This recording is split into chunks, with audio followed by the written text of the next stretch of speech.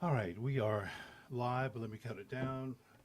And three, two, and one. Hey, everybody, welcome to the Square Media Studios. Tonight we have Dr. Keith Cradle on the show. He's going to be talking about his brand new book. Thank you, everyone, for watching this evening. Keith, how's it going, man? It's all good. First off, what's up, Steve, man? As always, it's good to see you. Thanks for having me out, man. I've been checking out the show, so I'm like, hey, what am I, like, guest number three? Yeah, Three? number three. All right, so Number three. that's what we're gonna do. Yep. We're gonna make it happen. Yeah, exactly. But it's been one of those things too, man, where this has been on my list of things to do. And like I was telling you before, it's like, why? I mean, why am I sitting on my ass and not doing any of it? Like, come on, I Well, gotta go ahead and do it. the thing is, I think one, you're a talented guy, Well, thank you. and I've seen you working, in our community, and especially when it comes to video production, and you have all the equipment, and I think to some extent, like you said, you're putting all that to good use now. Not that we weren't doing that before, Right, but right. but now building content that you own, you create, that people Exactly. can they can snack on throughout the day, and I Yep. think that's what that's what people want to do. They want on-demand stuff. They want to do it when they want to do it, watch it when they want to watch Yep. it, but at the same time, they want to hear from people that, again, as we talked before, they may not see, or out in the community, they may not Right. have access to those folk, but by watching it here, you can do that. So this is excellent, man. Awesome, awesome. And I'll say this too. I know this is the first time for you to be on the show. It will not be your last. Okay, let's I can do tell it. you that right now. So tell me about the book. I mean, was it a part of your dissertation, or how did it come about? So the book's called Cut the Check, Successful Strategies for Increasing Donor Engagement and Fundraising. And yes, a big piece of it came out of my dissertation. I wanted to focus in on how we can bridge the gap for minorities being a part of this nonprofit schematic when it comes to donor engagement, when it comes to fundraising. What I saw in my research was that while there were general strategies for certain populations, there weren't any real direct strategies for minorities. Right. And so people have to understand, especially development directors have to understand, that everyone can't give at the same level. Everyone doesn't respond to the same kind of material. Right. And so you have to really think about, with some intention, how are we going to gravitate towards other communities, especially if you want to help these communities. And there are folk in our community that have, they're wealthy, they have money, but we're not going out and reaching them. We're not targeting them. And so this book is one of those. You say we being who? I think the nonprofit Oh, in industry, general. in general. Gotcha. And so, with that, you got to find ways, you got to have some inroads to really connect with people in the community that want to be a part of it but don't know how. And not NPOs can't shy away from saying, well, we don't know. Right. There is study, there's research out there that will allow them to do that, but you got to want to do it. You got to be intentional about it. But is this a book to show them there's people out there that want to give $5 instead of 5,000? So this That kind of thing? Yeah, I mean, giving is giving, and it doesn't matter if it is 5 or 5,000. You can have someone who's going to donate 5, and let's say they're donating 5 every 6 months, every year. This person is a consistent giver, and you have to make sure you take care of your consistent donorship. So this book helps out with any level of giving. You want to make sure, again, that you're engaging all levels, and I think a lot of times that's what NPOs do. They only look at the high dollar folk. How can we get these people to service? And now, again, you do need a good mix of that as well. Sure. But you can't neglect another segment of this population just because they can only do 5, they only can do 10. But if they're engaged for the lifeline Right. of your organization, I think I'd rather have that than have one person give me a check for 5,000 and you never hear from them again after 1 year. Yeah, true. That's true. What kind of numbers did you have to get to kind of develop the book? So the research for me, it's not a lot of numerical. This is going to be a lot of qualitative information. And so what you're looking at, again, are just proven strategies. What can you do today that's practical, that one will attract people to your organization? After that, you need to find ways to not only nurture that donor, massage them, keep them involved, keep them engaged, and then talk about, hey, listen, this is what we're looking at as far as funding. What are our goals? What are our targets? How can you be a part of that? But making people feel as though they're part of the larger organization. Just don't come call me when you want some money, Right. but make me feel like I'm a part of this thing all the way. So who is the book targeted towards?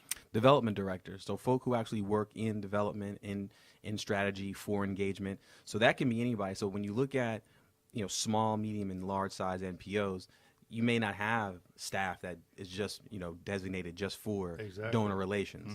I talk about in this book that engagement and fundraising is everybody's job. No matter where you are in the organization, this is for everyone. You have to be a part of that strategy. You have to be a part of the engagement, the ongoing process.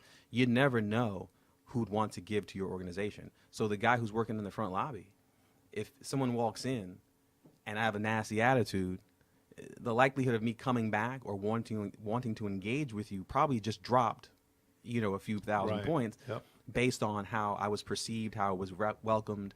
And so engagement and fundraising is everybody's job. It starts right there at the front desk and works its way all the way up to the executive director's office. And people want to feel that energy. They want to make sure that whatever they're going to be a part of, because you're asking people to part with one of their most valuable resources, their money. And you're asking someone to say, you're saying, hey, listen, I want you to give me your money. Well, you got to convince me. You have to make me want to do that. Right. Well, that's true. That is true. I was part of a couple of nonprofits back in the day, and getting people engaged can be very, very difficult. And when I say engage, it's not just about feet on the ground and people doing those sort of things, but who's out there that can give the funds that we need to make this organization That's right. Operate. So that part can be, from my experience, can be very, very difficult. What and this is going to be a little bit redundant, but again, is this for any size nonprofit? This book works for any size, because no matter what, we all need money. And so I think for smaller nonprofits, it's particularly, I think, helpful because a lot of times they don't have money for travel and training. Again, they may not have money for another staff member to do this. So this book can really bridge that gap to help you out, get involved, find, again, practical strategies. We wanted to make it very easy. Asking for money for some people is hard. Right. That's true. Unless you're trying to borrow some money. Right. Unless you're trying to borrow some money, people quick to, yo, man, let me borrow $1. Right. But That's true. when we're really talking about startup funding and long-term funding for an organization, that's hard. If you don't know how to make a cold call, if you don't really know how to solicit, because you're asking someone to buy into an idea versus, hey, I just need some money because I got to get my lawnmower fixed. Right. Versus, I'm asking you to stay with me through this process, and then I'm supposed to have an outcome. If I start an organization, there's supposed to be some outcomes. Right. And so there's supposed to be an ROI on the $50 that was given, and people will monitor that.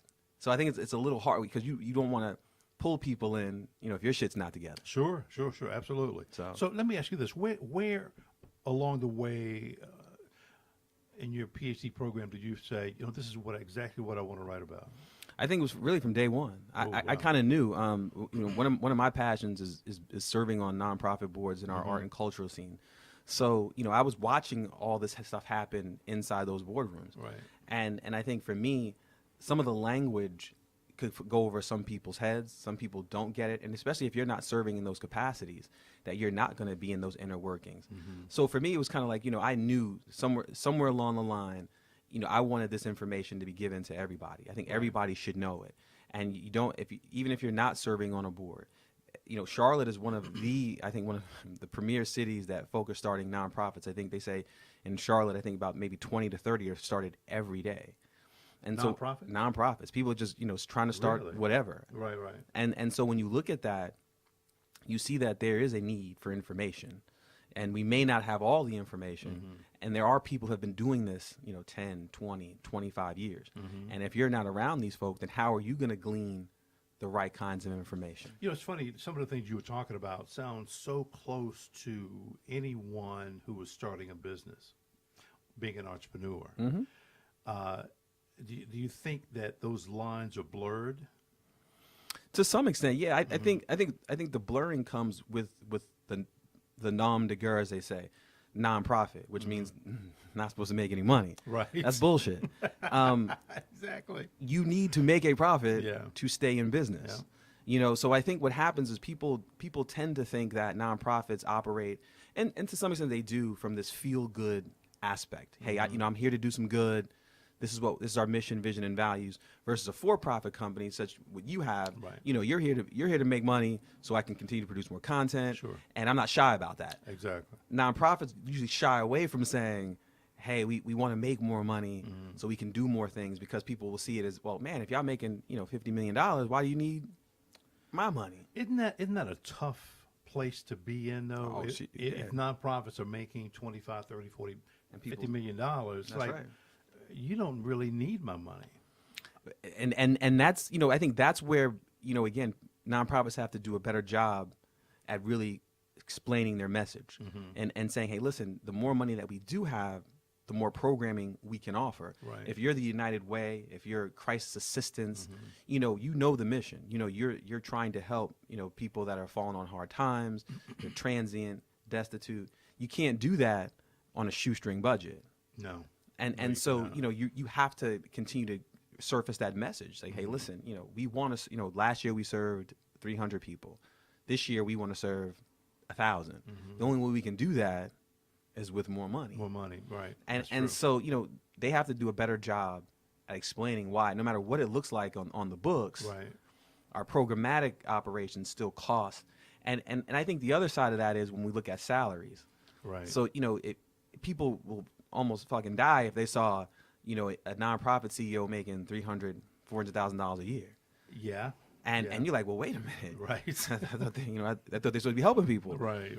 Well, they are. But, these folk are coming from for-profit businesses. You're asking people to head them up. And, and they need to, they're working too to do all this. So, we don't quibble when, the CEO of Exxon is making, $1 million a year, 17, whatever.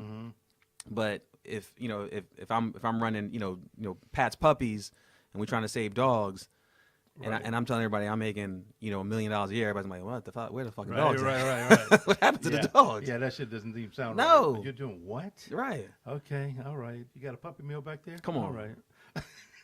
Right. Is there another book in the works? Or is it too soon? It's never too soon. My motto is never not working, man. And so, right now we're going to keep this one out. But we're already in the works, for another part of the series for this. Right. So we're not going to give all that away right now, but yeah, there'll be another book getting, starting next year. Tell me this. You've been in Charlotte for a while. Yeah. You went to JCSU. Golden Bulls. And how do you see Charlotte progressing? So, I got here in 92. And if you look at 92 to 2018, leaps and bounds from what it was. But is it growing in a good direction, at a good pace? It depends on who you are, and depends on where you fall in this economic society. Right. I think that for some segments of our population, they're being left behind. That's why the conversation is economic mobility, affordable housing. Housing, right. But on the other end of the spectrum, people are moving here every day, and they're saying, hey, listen, I can afford to live uptown. Sure. The bank's paying me a ton of money, and this is where I want to live. And so, what we're seeing is, a chasm between the haves and the have-nots. I think at one point with Charlotte, I think when I first got here, there kind of was a middle ground. I think as I was coming out of Smith, those late 90s, early 2000s, you could get an apartment, maybe $600 a month, Right. $700 a month. And we were splitting that with roommates. I remember I had 2 roommates. So, Yep. $200 a month, I was like, shit, we were chilling. Exactly. Right. But, you're in your early 20s and you don't recognize inflation and quality of life and pricing and all this other stuff, that becomes adult shit later on. You're like, Yeah, man, I for wish I didn't sure. know that. Yep.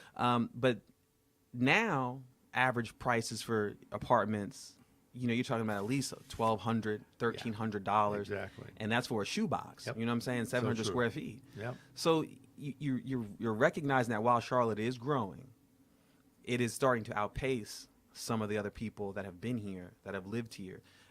Gentrification That's big. Mm-hmm. You look at some of those neighborhoods that folk would never go to. Right. I tell people all the time. I mean, places like Freedom Drive. Mm-hmm. Back in the day, man, you didn't drive No. down Freedom No, you did not. after 9. Right. You know what I'm saying? That's true. And then all of a sudden, and now in 2018, it's Freemore. They give you a nice little Yep. name, and it's a different neighborhood. And it's not. It's like those people have just been moved out. Exactly. They've been And that's pushed back a happening- little bit further. Right, and that's Mhm. happening all over. That's U.S. That's America. That this Yep. is happening.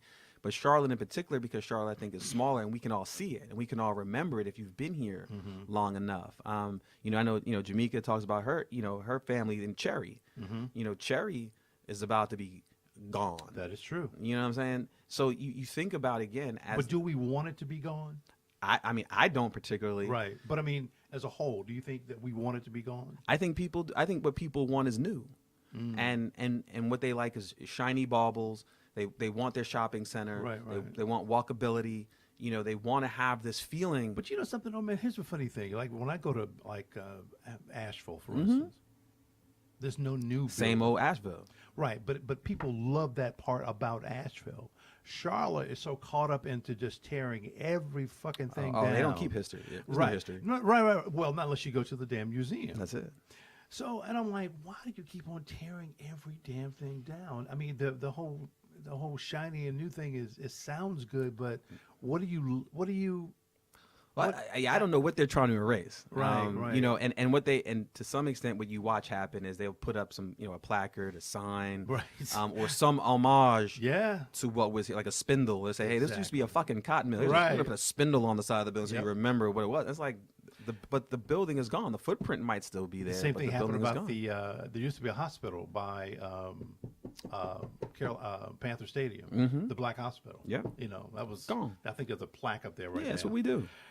I think that's freaking awful. That's what we But do. It's just it is what it is. So how is Charlotte a progressive enough city that people of color are going to continue to move here? You think? I believe so. I think what you're getting, what used to be that whole Miami, Florida effect, the snowbirds as they call them, Yeah. when it started getting cold in New York and Yeah. Connecticut and Jersey, people would flock down to Florida. I think what's happening now is that's happening sooner. And you're seeing a ton of transplants, from those states, True. what we consider quote unquote up north. And people are coming sooner now, and Right. they're retiring faster, and they're understanding that the money they made there stretches longer down here. The quality of life is better. Right. I'm from New York, and I tell you, people when I'm meeting people who have just come here, I mean, Sure. of course, they're marveling at what it is now, and I'm Right. like, okay, y'all missed Right. everything else. You have no idea. Oh yeah, you missed it. Right. But they're loving it because one, we offer great weather, all 4 seasons. Again, quality of life is better. School system to some extent, they got their Right. issues, but Sure. there's that. There's a level of safety. There's a level Yeah. of community.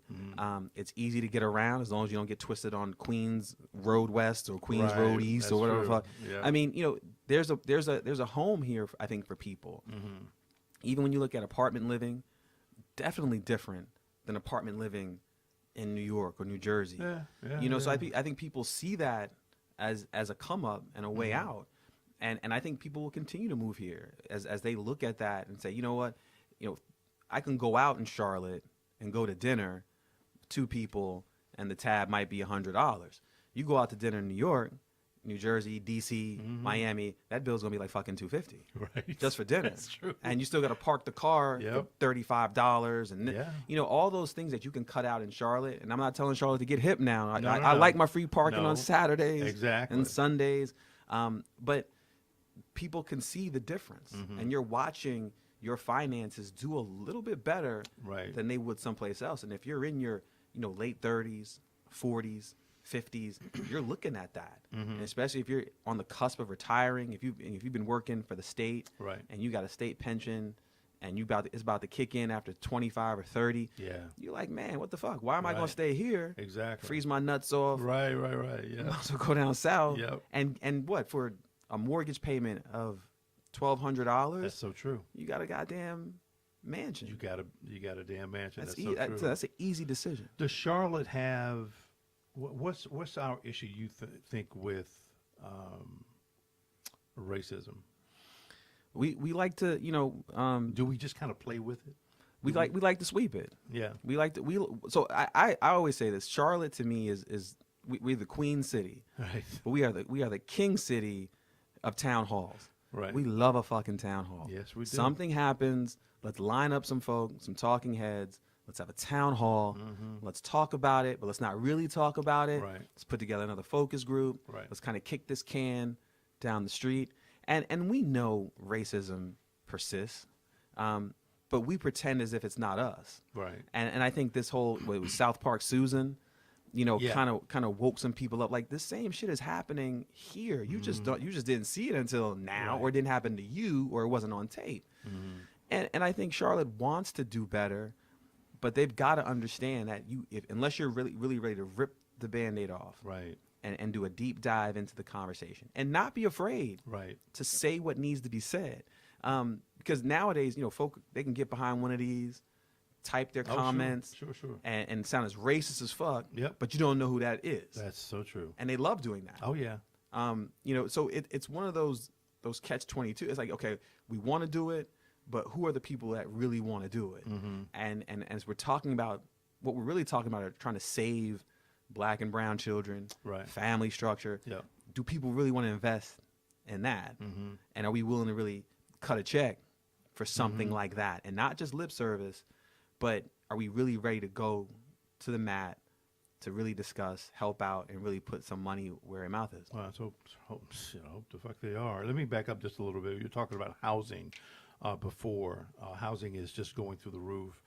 Do you think this is a kind of a perfect opportunity, though, for the towns and counties that surround Charlotte to say, listen, hey, we're here. Housing here is cheaper. I would. Yeah. If I were them, I mean, you're looking for any strategic advantage to increase your population. Right. I would do that. If I was, Gaston County or wherever, Right. I would be billing that. Yep.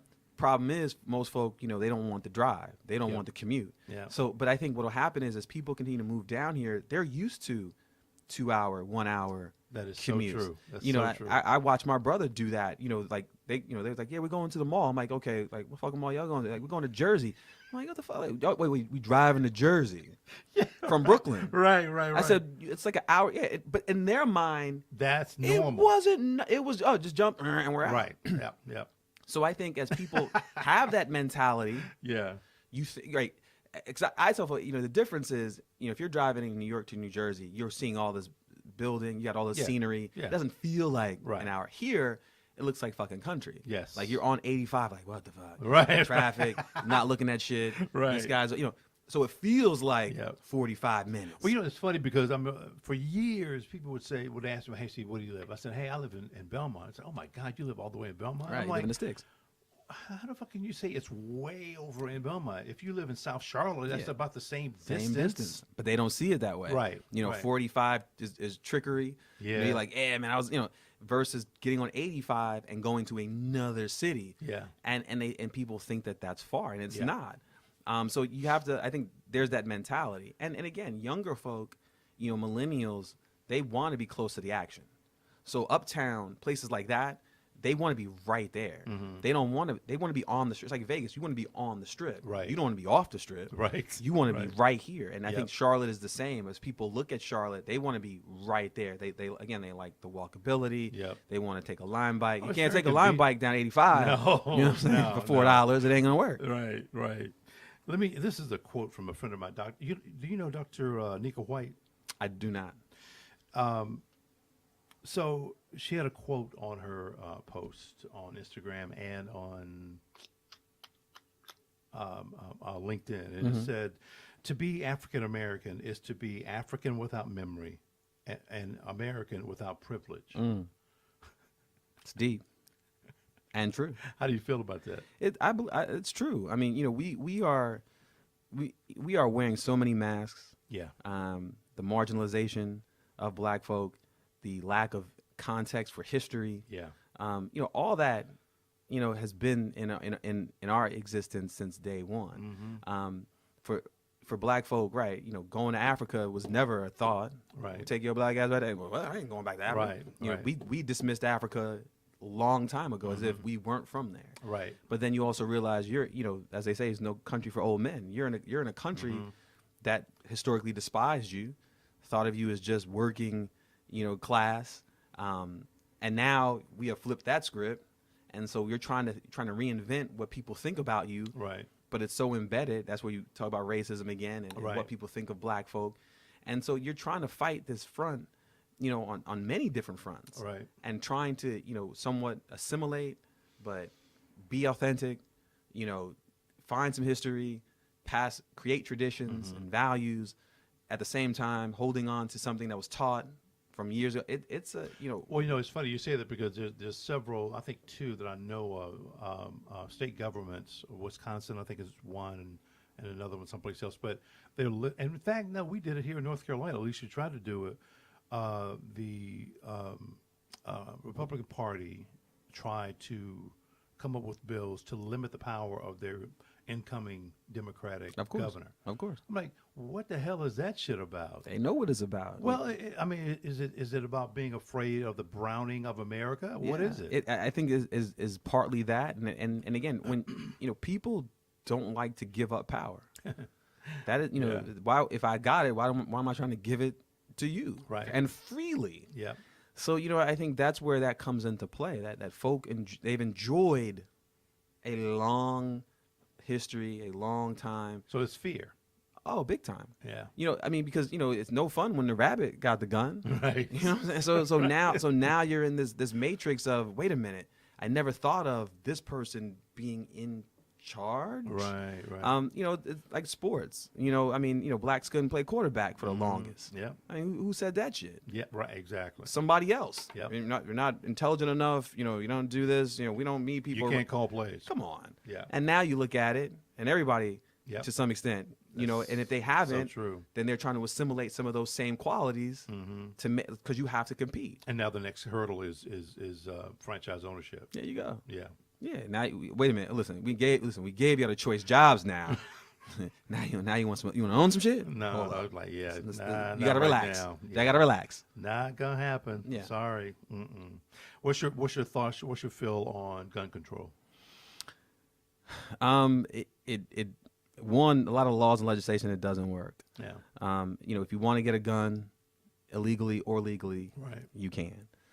I believe that there has to be regulation on certain things. I remember Chris Rock had a great stand up, and he was saying if the bullets cost $1,000 a piece, Right. Yeah, I remember that. motherfuckers would be really Right. thinking twice. Yeah. Like, oh, wait a minute, it's $1,000 bullet. I gotta make sure you're worth shooting. So I think they have to find creative ways Yeah.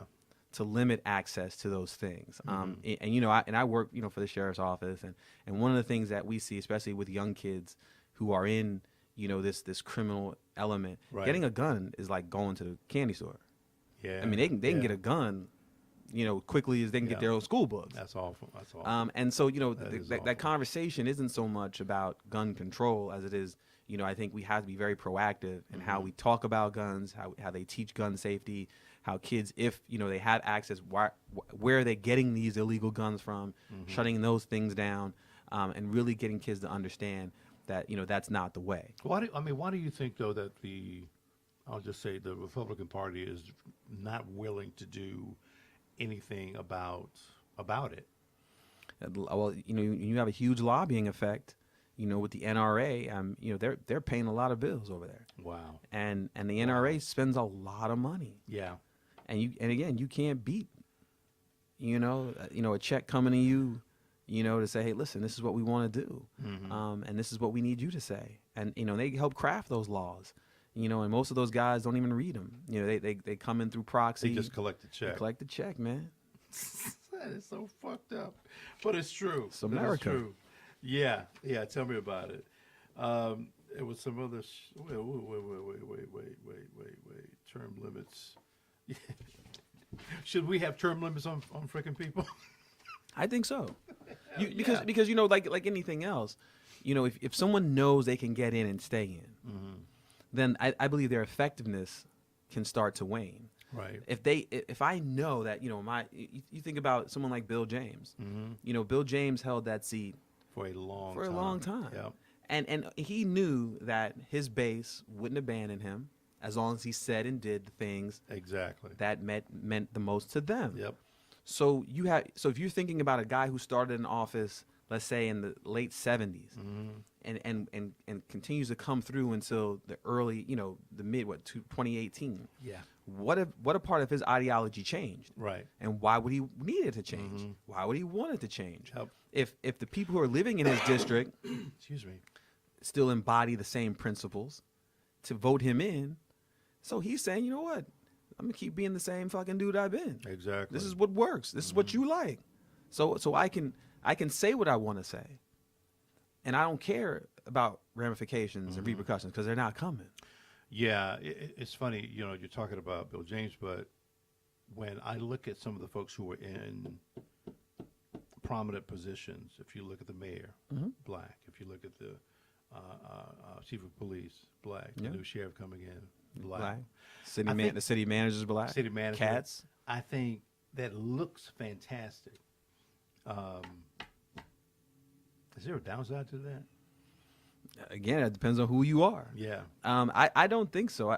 I believe in the quality and the efficacy of the person. Yeah. I believe Charlotte voted on these folk because they believe that their platforms are strong and that they have the will to help change the city and help guide it in the right direction. And so what we're seeing are qualified candidates, whether black, white, brown, yellow, green, female, male. Sure. People are looking at who's on the ballot. I think for the first time in a long time, folk are becoming more educated about their agree vote. with that. Yeah. And so if you have educated voters, then that means as they're going to the poll, as they're going to debates, they're listening to hear what message resonates with them. Right. And if it does, it's like, yeah, that's my guy. And it doesn't matter what they look like, because what you want are the results. You want what you want. You take a look at, Sheriff McFadden and how he won. The message was there. This community wanted to change. They wanted 287G gone. Right. Yeah. They wanted to look at video visitation, things that were changed. And Gary had to be open to listening to that and forge the campaign on what the community wanted. Not so much what I'm quite sure those are things he believes. Sure. But another part of that again is what was this community saying, and he was open enough to listen to that, and that took him all the way to the office. And that's what's great about it, that people are educated about who's on the ballot, and they look at the person and say, you know what, that's who I want. Right. Do you where do you see Charlotte in 15, 20 years? I think it's going to continue to grow. When you look at downtown, we're going to have a ton more skyscrapers.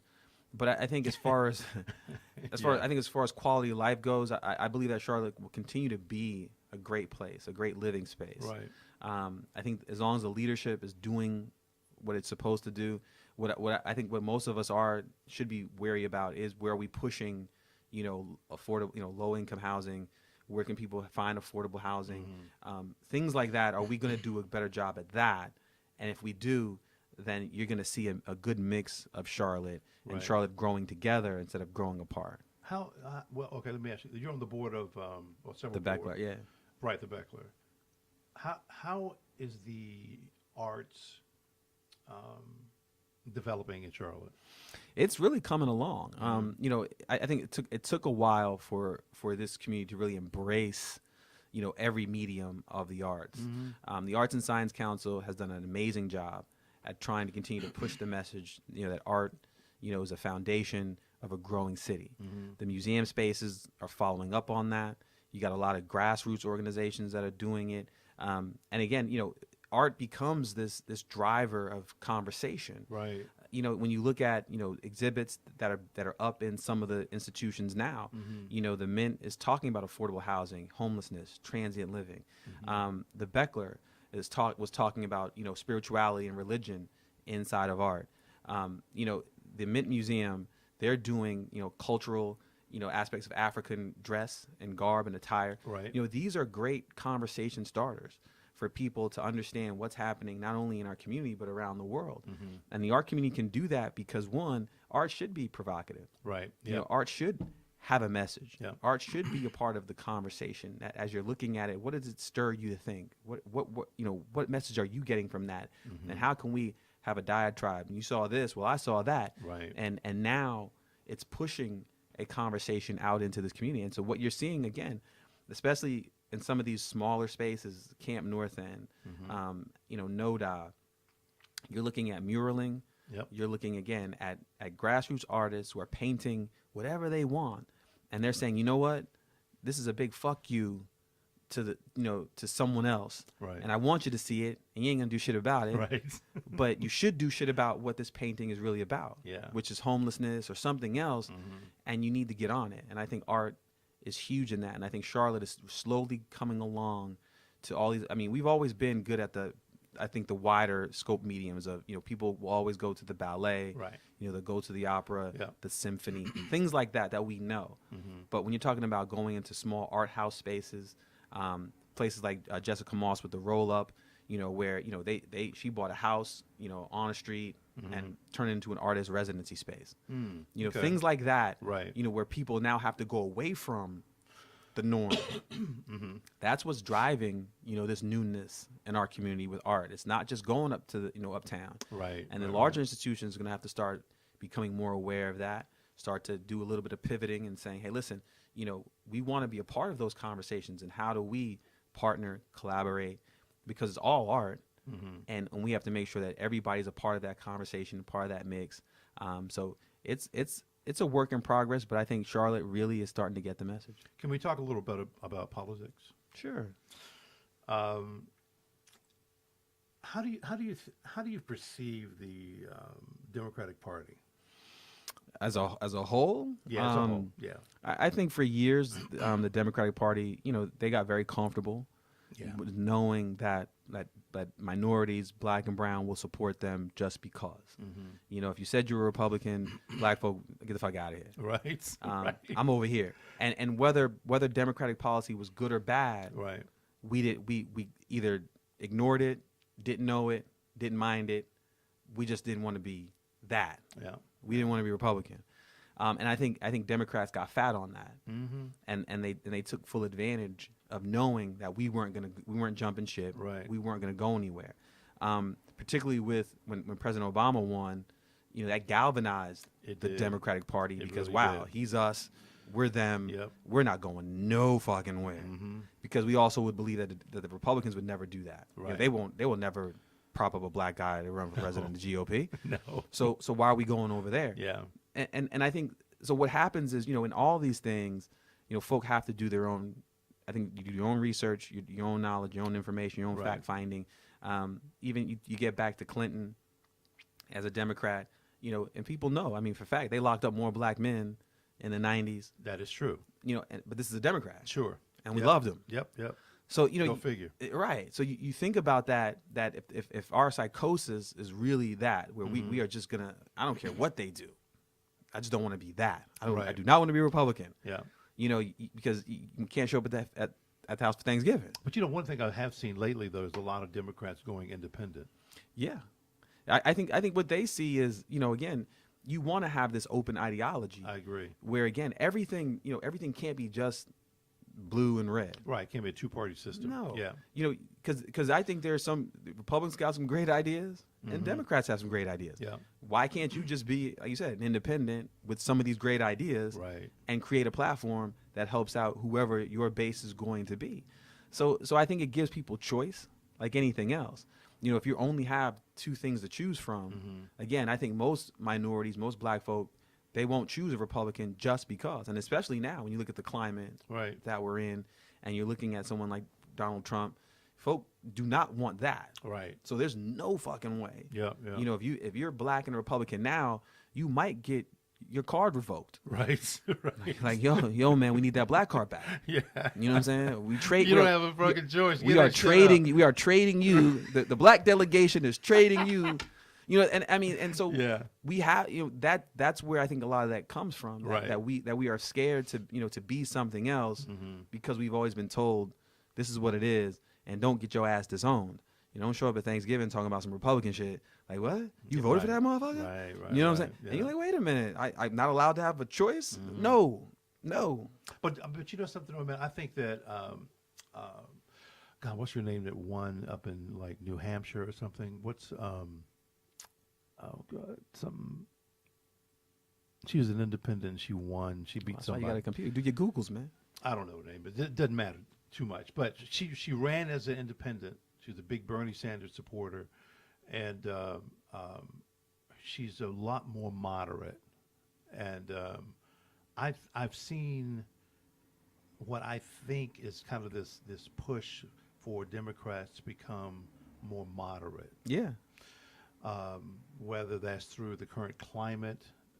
I mean, hell, look, to be honest with you, the current climate sucks right now. Yeah. And that's coming from the very top. This dude is just not. He's not attached at all. No, and he is not a fan of black and brown people. No. At all. So I think there's certainly some changes that are coming. I do believe that the Democratic Party has to open up to a lot more things and become a lot more.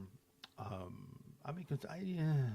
lot more conservative, but they have to really open their mind up and thinking about how things are going to be done, and cannot continue to believe that black and brown folks are going to be there for them regardless. Because what will happen is we just won't vote. That's right. And that's worse. Right. Than not voting is worse because Yes, it you is. might as well just vote for the other guy. Right. You're not going to vote. Right. And I think so. Essentially what is happening again, I think, is a shift that people are becoming again more educated about how they want to utilize their vote, Right. and who they want to utilize it on, and also understanding. I think as we get older, and again, you live this life, you understand again things aren't just black and white. Right. There are some variables in there that will affect you differently. Friends of mine who, when we all were starting out, getting out of Smith, if you're making $40,000 a year, you don't want a tax hike. You don't want all these things. You're like, Right. what bracket am I in? You're in the lowest fucking percentile, man. Exactly. You still filling out, FICO's going to come see you, da-da-da-da. Yep. And you're going to file in April, and you're going to get back, your couple of $1,000s. Right. Then as folk got married, you start having kids, and then there's a tax on this. Yep. The home Got a got house. bigger. Yep. And then two income system, and now you guys are in a different tax bracket. Different bracket, And you yeah. start hearing different information. Wait, what the fuck? Wait, we need to write off of what? Right. And if I die, there's a death tax because you start hearing all this information, and you understand. Well, I no longer that $40,000 cat. I'm now in this $250,000 bracket. Yep. And my money moves differently. My conversation is different. The politicians I'm voting for are really, wait a minute, that dude's representing that rich interest Yeah. that I'm in now. Absolutely. Yeah. And am I going to vote against myself? Yeah. Right. Right. Or am I going to vote for where I am? Yeah. And I think that's what people miss. Yeah. That with maturity, with growth, with all these things come different choices. And it's not just a static person that you've been, all your life. You are now moving into a different phase, and different phases require different actions, different choices to be where you want to be. Right. Last two topics. Go for it. Favorite liquor. Man. Oh, maybe liqueurs. I mean, So we got the podcast Crafted with Cradle, man, and so I think I try to mix one of my pleasures. I hope I sound like I'm drunk, but No. but I think the thing is, for me, I've always been a vodka guy, and I think I got that from my dad. Right. My dad was a Heineken vodka shot guy. Woo. Yeah. Okay. And so as you grow up, you're watching. You do what you see. Sure. So Yeah. I was like, okay, Heineken the vodka shot. Yeah. But then I kind of, as I got older, it was like, okay, I really want to savor, and really explore and understand. So I didn't just do the shot. I started getting into vodkas Right. and different where they were from, different places. And so for me, it's I'm a vodka guy. But at the same time, tequilas, I love reposados and Yeah. anejos. Yeah, I yeah, love yeah. sipping tequilas. Yep, So, exactly. catch me with one of those two, and red wine. So you're a white liquor guy. To some extent, yeah. I mean, I'll do them all. Right. I think it depends on the day of the week or what I'm feeling or What what the you feel meal is. like, Yeah, yeah. we got to mix it up. Yeah. You got to do yeah. whatever. Yeah. I drink B&B. Oh. And I like aged bourbons. Yeah. And several different kinds. Bourbon made a huge comeback, man. It did. Bourbon was dying for a long time, Yep. and all of a sudden, this there became a whole movement, and now you're getting some great bourbons, man. I know. There's one that came out of Japan, I think, but and I got to go buy it because I want to try it. But I've read a lot about it. But it's supposed to be phenomenal. And which is crazy that Japanese, they're making some phenomenal whiskeys. Yep. and bourbons, Yep. things that you wouldn't even think about. That's so true. But they are now starting to really come into that market strong. Yep. And folk are like, man, you don't have to get, whiskey from Kentucky. That's right. Right. You can get it from Japan. Last one, man. Here we go. How do you like cigars? I love cigars, man. Yeah. That's another thing. I think those kind of go hand in They hand. do, the don't they? sipping and then the smoking. Yep. I got into cigars, I think, probably like early 20s. Uh-huh. Like I think most kids watching movies and shit. Right, And you want right. to be the fucking Godfather. You Yep. sitting there, and it doesn't matter what it was. We Right. weren't looking at labels then. Right. It was like, yo, I'm smoking. Yeah. But then again, as you mature and get older, you start to really want to refine the craft. You want to Right. learn more about it. You get into it. So you get your first humidor. You start buying cigars. You start going to Exactly. lounges. Yep. You start inquiring more and say, hey, what is that? Okay, okay, boom, ring size. I know what I like. Yeah, exactly. Okay. You start to really understand the craft and the culture. And Yeah. I think you enjoy it more. You when do. you're sitting around with a bunch of guys and it's like, hey, what are you smoking today? And they tell you, you're like, yeah, we got, and you're doing comparisons. Yeah. And then you can't wait to go back and try and buy that. With So okay, true. someone told me about this, and now I'm going to try it. Yeah, I've been smoking fat ones, man, for 25 years, something like that, for a long time. There you go. But I love them. I mean, I love the idea of having that cigar and Yeah. having a nice drink, and that is when I can actually relax. Relax. I remember Steve Harvey had a video a couple of years ago, and he was talking about, people were telling him, Steve, you need to quit, just folk from social media and stuff like Right. that.